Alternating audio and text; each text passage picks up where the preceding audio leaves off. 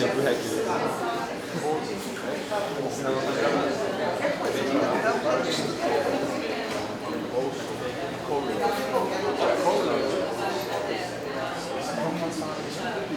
Só deixa eu começar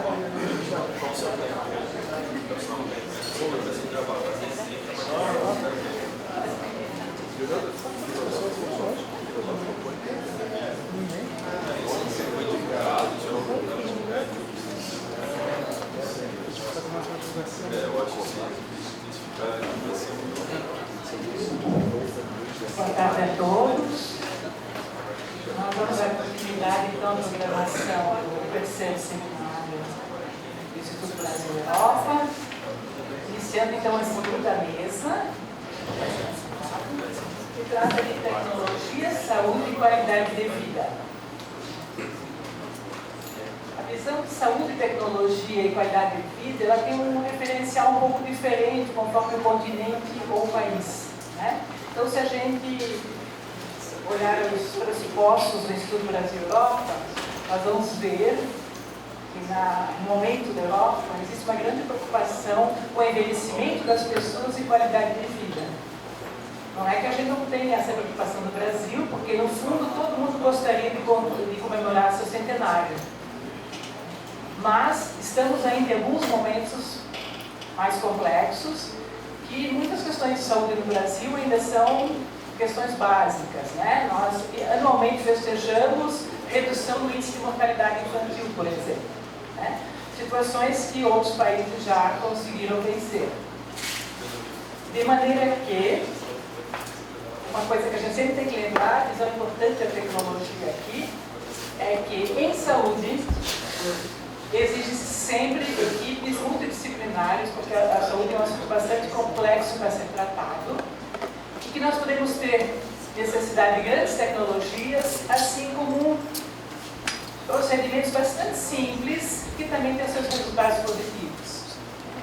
De maneira que inovação é fundamental em termos de qualidade de vida e de saúde. Considerando a complexidade do tema, nós temos dois convidados com perfis bastante diferentes. Eu gostaria já de antecipadamente agradecer a colaboração dos dois, que estarem aqui conosco hoje. Bom, o professor Eduardo Tavares Costa é engenheiro elétrico, que trabalha principalmente com ultrassom, em tecido cardíaco, e vai nos mostrar um enfoque, então, da interface importante, né, da engenharia ou da biomedicina. A gente fala em biomedicina, a gente está falando também um pouco em biofísica, biotecnologia, etc. Já o professor Calixto é da Federal de Santa Catarina, é biólogo, e ao longo da sua trajetória sempre trabalhou bastante com fármacos, já que ele é farmacologista, né? E também vai nos mostrar, então, alguns enfoques da relação da ciência e o crescimento ou não, né, da indústria farmacêutica. Tá? Então, no primeiro momento, a gente não pode esquecer que o tema em questão, ou seja, a saúde, tecnologia e qualidade de vida, né, que a gente pode fazer um trocadilho com as três palavras, todas elas são possíveis, né, ali, é bastante atual e instigante, pois à medida que os avanços científicos e tecnológicos da grande área da saúde colaboram para o aumento da expectativa de vida. Há também uma grande preocupação com aquilo que se define como qualidade de vida da população, né? Conforme o nível de informação de uma sociedade, o conceito de qualidade também sofre algumas mudanças, né? À medida que a gente vai envelhecendo, o Parkinson e o Alzheimer tem tendência a atacar parte de nós, mas também a gente sabe que daqui a uns anos essas já estarão bastante conhecidas e outras estarão aí. Então, é um constante avanço em termos de novas tecnologias. O processo de pesquisa e inovação proporciona o desenvolvimento de tecnologias que trazem melhorias da qualidade de vida e se inserem de forma tão natural no nosso cotidiano que muitas vezes não nos damos conta do grande esforço humano e material envolvido em sua concepção. Na presente mesa, teremos a participação de dois pesquisadores que ao longo de sua trajetória acadêmica e profissional se envolveram atividades com esse fim e que hoje se destacam no cenário nacional. O professor Eduardo vai tratar do aspecto relacionado à engenharia biomédica e tecnologia para a promoção da saúde. O professor Calixto vai falar sobre o reflexo da inovação no setor farmacêutico mundial, sobre o aumento da expectativa e a qualidade de vida da população, os obstáculos a serem superados pelos países pobres e em desenvolvimento. Então, no primeiro momento, eu chamaria o professor Eduardo à mesa, convidaria, para que ele faça o seu pronunciamento.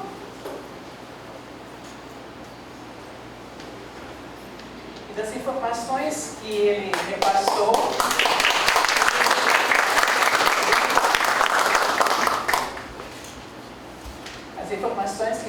eu vou fazer um quadro resumido do currículo para a gente, né, conhecê-lo melhor.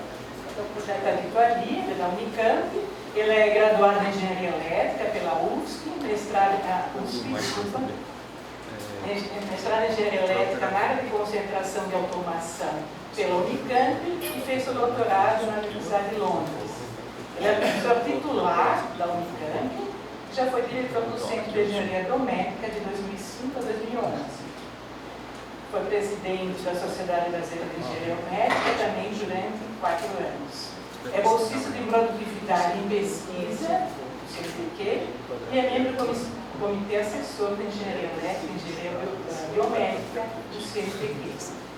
Tem experiência na área de engenharia biomédica, com ênfase em instrumentação odontológica e médica hospitalar e em física médica, atuando em pós-graduação nos temas instrumentação e transdutores de ultrassom para aplicações de ultrassonografia médica, processamento de sinais e de imagens médicas.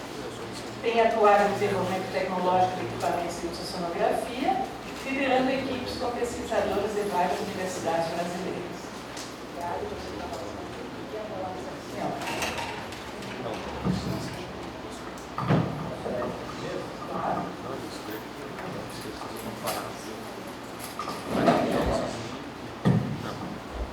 Bom, boa tarde a todos. Eu queria inicialmente agradecer o convite que me foi feito pela direção do Instituto Brasil Europa,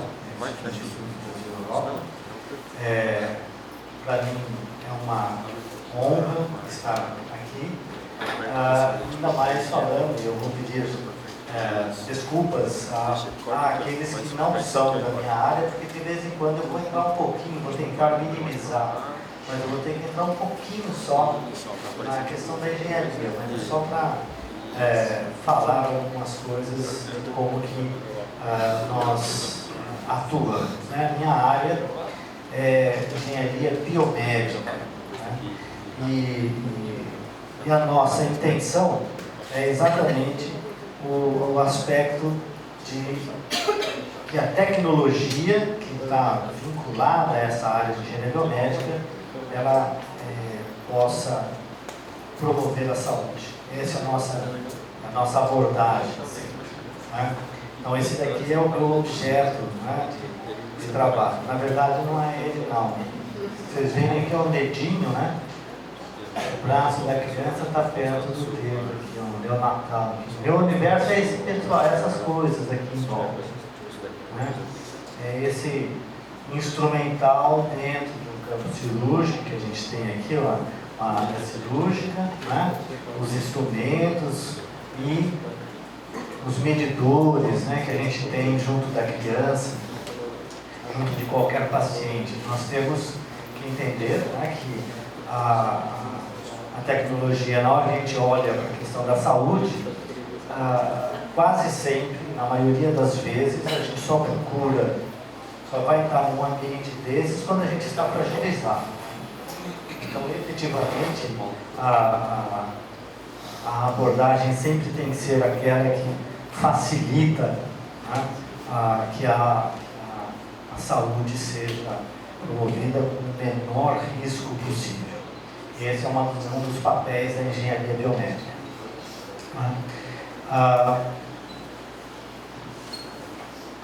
Existem diversas formas de descrever a engenharia biomédica. Ela basicamente é uma disciplina que envolve o conhecimento da engenharia, seja engenharia elétrica, engenharia mecânica, né? Na abordagem do sistema biológico, da vida, do ambiente, né, biológico. Então, a minha abordagem, a minha leitura é completamente diferente da leitura do biólogo. É uma leitura de engenheiro de como funciona o sistema biológico. E aí nós podemos dividir de várias formas, em cada lugar é possível uma. Nós, na Unicamp, trabalhamos com dois aspectos quatro grandes áreas, né? Uma é a bioengenharia, o que a gente chama de bioengenharia, e a gente tem mais a pesquisa básica, né? E a pesquisa básica, ela levaria ao estudo do funcionamento de células, de qualquer sistema biológico de modo geral, né?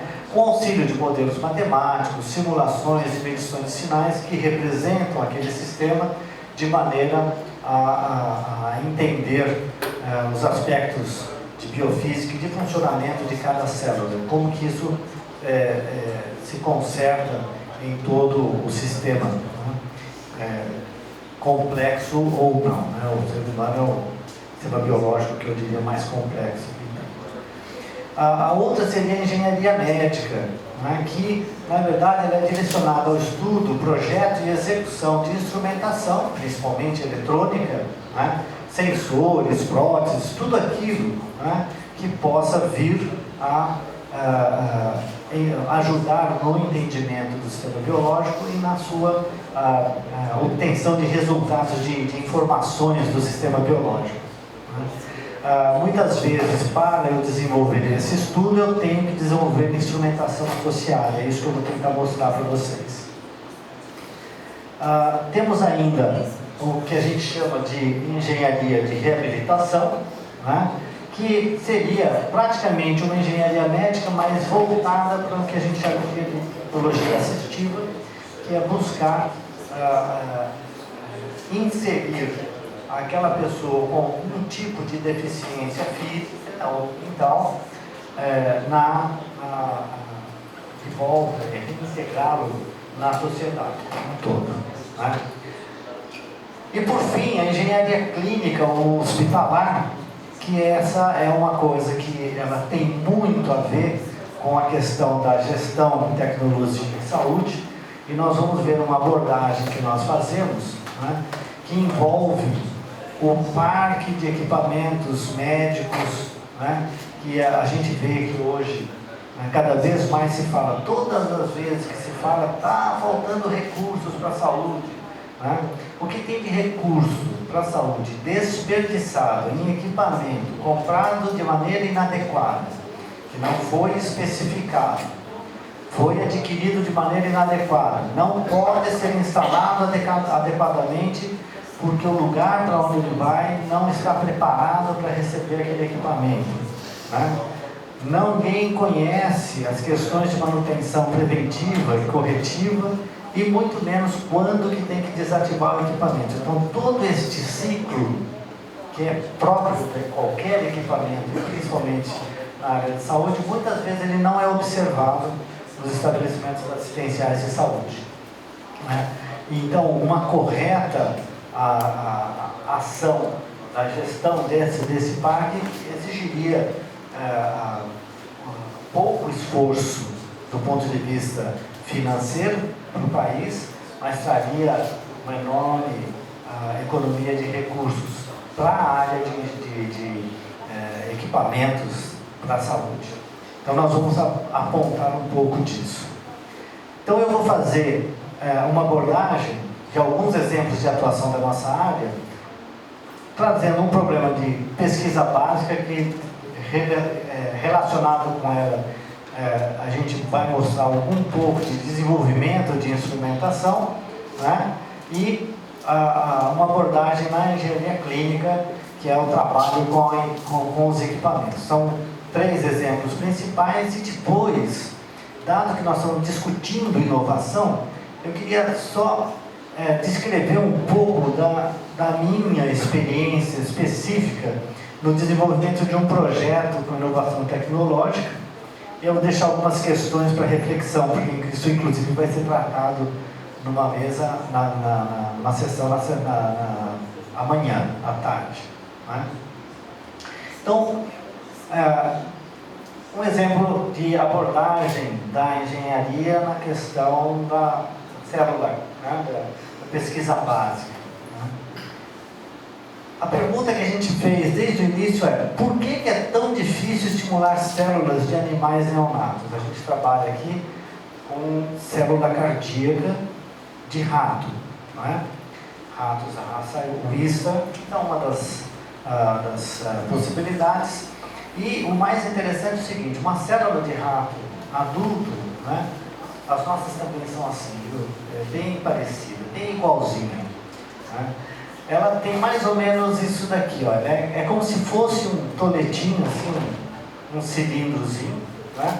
Em que as fibras elas se cruzam dependendo de vários fenômenos elétricos que envolvem desde a despolarização da membrana celular, permitindo a entrada e a saída de diversos íons, cálcio, sódio, cloro. Tem toda uma dinâmica dessa membrana celular que leva então à contração da célula, e por causa disso, por exemplo, no caso do coração, o coração exerce uma função de bomba, né? Todas as células funcionando adequadamente. Acontece que muitas vezes entender isso daqui é importante, porque quando a gente faz algum processo que vai acabar, por exemplo, dando uma fibrilação ventricular, todo mundo já ouviu falar do tal do desfibrilador cardíaco, né? Eles pegam aquelas duas pás, colocam no cara, o cara pula, né? Nesse processo, né, é muito interessante, nós vamos entender, né, que na verdade muitas células cardíacas que estavam relativamente sãs morrem. E nós vamos ver como é que isso daí pode acontecer. Né? O que é mais interessante é que na célula de um adulto, né, é relativamente fácil de você estimular. Na célula de um neonato, que é pequenininho assim, ó, é muito difícil. Isso daí é até explicado. E aí a gente vai entender o modelo, né? Então a gente faz uma modelagem, é olhar de engenheiro, né? Para a coisa. Então está aqui, o modelo biológico nosso é o seguinte: eu tenho uma célula, né, desse jeito aqui, que geralmente dentro dela tem íons que deixam ela um potencial elétrico mais negativo do que o exterior. De alguma forma, alguma coisa dispara, e aí eu tenho um potencial mais positivo de um lado do que do outro. Você vai começar a ter íons que começam a migrar, né? E você vai acabar tornando o interior mais positivo do que o exterior. Então a célula se despolarizou, aí depois ela volta a funcionar, e esse ciclo se mantém, ok? Tem um cara chamado Bronsted, né, que há muito tempo atrás ele propôs um modelo que eles chamam de prolapso, né, esqueci o nome, não sei se lá, esqueci o nome, mas é prolapso, né? E ele, você tem algumas abordagens, né, em que eu tenho dielétrico, eu tenho constantes dielétricas, dois distintas propriedades do material, e se eu aplico um campo elétrico, que é o que fez essa membrana se despolarizar, ele tenta exatamente mostrar como é que funciona. Quanto mais o 2A e o 2C forem iguais, né, ou seja, vai chegando num caso de uma esfera, né, mais vai ser difícil você estimular. E a gente, né, vai enxergar alguma coisa como essa daqui. O que é interessante é que tanto no modelo medido, né, quanto no calculado, né, desculpe, a gente nota, né, que é muito mais difícil você estimular a célula do neonato, que é o que a gente observa efetivamente, do que de um adulto. Para fazer esse estudo aqui, e entender isso daqui, além da matemática, nós tivemos que desenvolver um instrumento capaz de estimular adequadamente, porque a instrumentação que existia não permitia. Então a gente começa a ver a interface entre as diversas áreas. Outra coisa muito interessante é essa. Minha célula é assim, se eu estimular nessa direção e nessa direção, em princípio deveria, né, se contrair naturalmente. Né?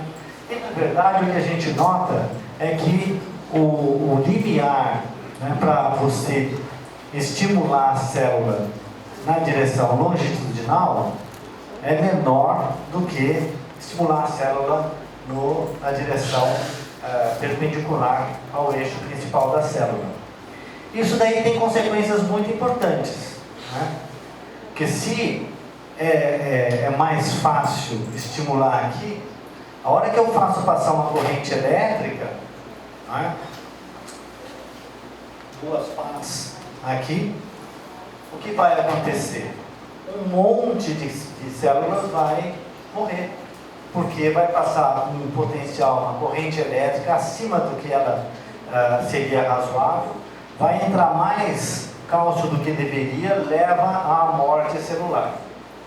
E aí vai ficar mais difícil você refazer. Então você faz uma vez, faz duas, faz três, mata o cara. Então, levou a gente pensar no desenvolvimento de um instrumento, né, que é uma tese de doutorado, já tem inclusive bastante coisa feita, inclusive tem um pedido de patente, está vendo? Né? Que vai desenvolver uma instrumentação inovadora, que seria um desfibrilador que dá uma corrente menor, né, em cada uma das vezes que vai desfibrilar, em direções diferentes, recrutando, portanto, mais células cardíacas. Uma outra possibilidade de entender uma aplicação direta, né, de ação inovadora é a seguinte: você tem a circulação extracorpórea. Será que tem um outro microfone?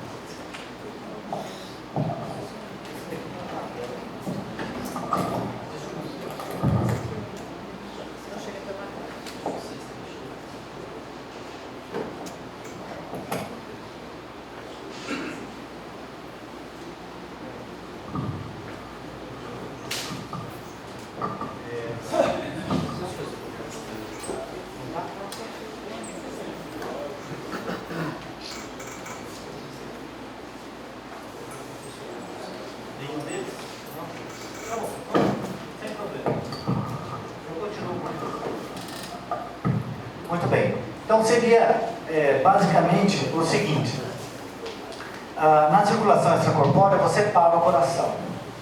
Ao parar o coração, né, você tem que manter o músculo cardíaco funcionando. Então você vai pinçar o coração e tirar fora, né, o sangue que está vindo da circulação sistêmica, né, vai passar agora esse material, né, para um reservatório.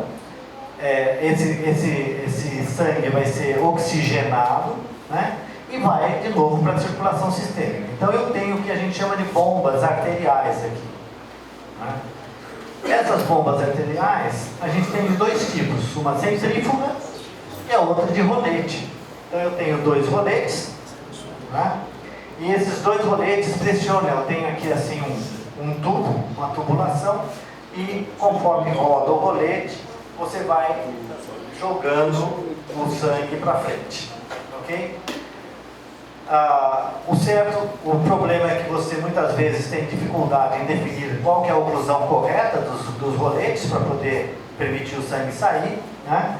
E aí existem dois meios comuns que são utilizados, é o método estático e dinâmico para calibração da bomba. No método estático eu tenho uma coluna de líquido, né, E essa coluna de líquido, eu ocluo, eu pressiono esses dois roletes aqui numa posição tal, que eu deixo passar 2,5 centímetros de líquido por segundo, que vai descer, desculpa, por minuto, que vai descer aqui. E aí, então, eu consigo calibrar a bomba. O problema é que esse método é pouco repetitivo, difícil de ser mantido em funcionamento. Tá? Alô? Ok. Muito bem. Então, pensando nisso, existe um outro método que foi proposto, que é o método estático. Você coloca a bomba funcionando em mais ou menos 5 ou 10 RPE e mede, você acaba medindo a pressão aqui. Você pinça aqui, né? E mede a pressão que está sendo feita e você define uma pressão média.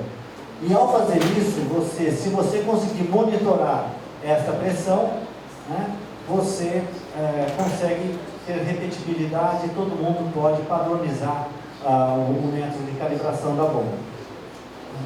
Pensando nisso daí, como não tinha um monitor de pressão em sistemas desse tipo, nós fizemos um, né, que inclusive já ganhou vários prêmios em congressos da área de circulação extracorpórea.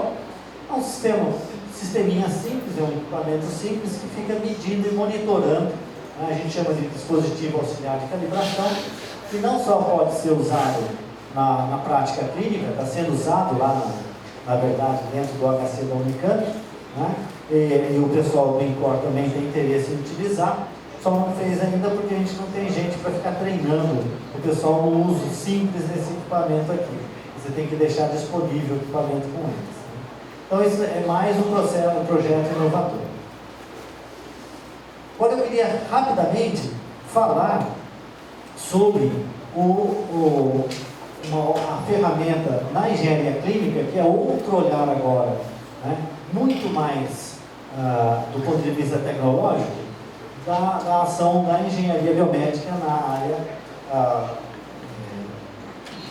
da saúde, que é o que a gente chama de gerenciamento de equipamentos médicos hospitalares, né, que aí a gente desenvolveu o que a gente chama, dentro desse Laboratório Nacional para Gerenciamento da Tecnologia em Saúde, do Centro de Engenharia Biomédica, né, esse sistema, né, que é um sistema baseado na nossa experiência.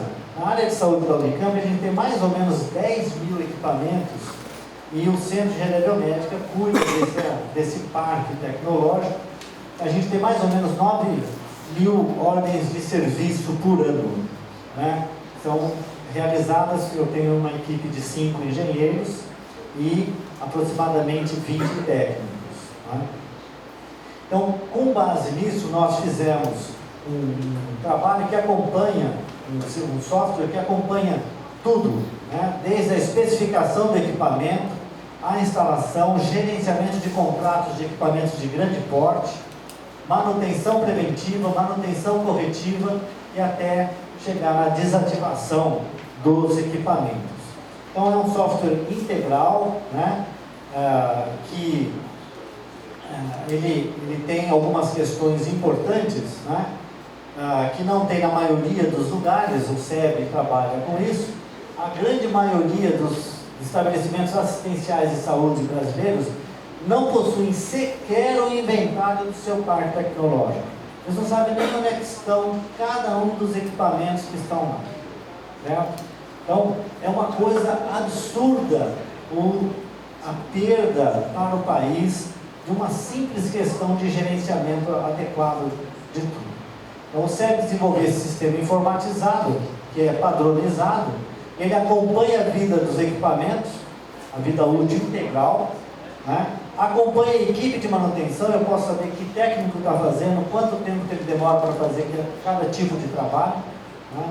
A gente permite conhecer a distribuição da tecnologia médica instalada, a idade dos equipamentos, onde é que está instalado, quais são as características, problemas de manutenção, né? Eu posso conhecer o estado em que ela se encontra, se ele está funcionando, se não está, se tem quantas vezes que quebra, por que quebra, e assim por diante. Né? Então, ele é uma ferramenta, né, típica de quem trabalha com engenharia elétrica. Né? Uma máquina de estados finitos, em que a gente vai descrever. Tudo começa com o solicitante, né? Que ele pede para abrir uma ordem de serviço.